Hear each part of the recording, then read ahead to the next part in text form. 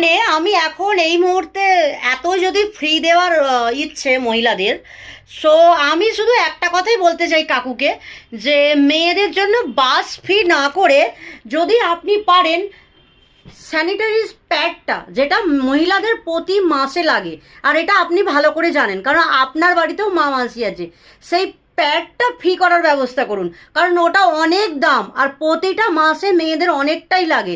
না হলে একটা মেয়ে যে 50,000 টাকা ইনকাম করে আর হাতে আইফোন নিয়ে আছে, তাকে আপনি ফ্রি বাসে প্রোভাইড করছেন।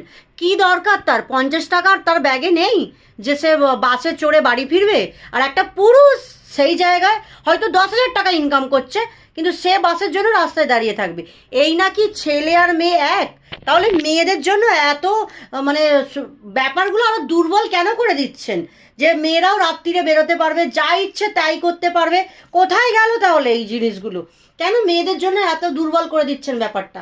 আর সত্যি যদি আপনাদের কিচ্ছু ফ্রি করতে হয়, আমার কথাটা, এই রিকোয়েস্টটা একটু মানুন দয়া করে। মহিলাদের জন্য প্রতিটা গ্রাম বাংলার প্রতিটা ঘরে ঘরে মহিলারা যেন প্রতি মাসে ওই থেকে অনেক রোগ বাসা দেয়। কারণ অনেক মহিলা অনেক গ্রামের দিকে আছে, এখনও অনেক মহিলারা যারা শাড়ি কাপড় নোংরা জিনিস ইউজ করে।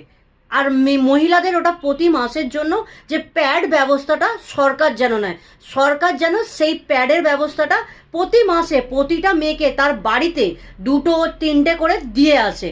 এটা একটু মাথায় রাখবেন। আর কিছু ফ্রি দেওয়ার দরকার নেই। আমি নিজে একটা মহিলা হয়ে বললাম, কারণ প্রতি মাসে কটা প্যাডের প্যাকেট লাগে সেটা একমাত্র সেই মেয়েটাই জানে, আর কত টাকা করে দাম সেটা একবার দেখবেন। তার বুঝলেন?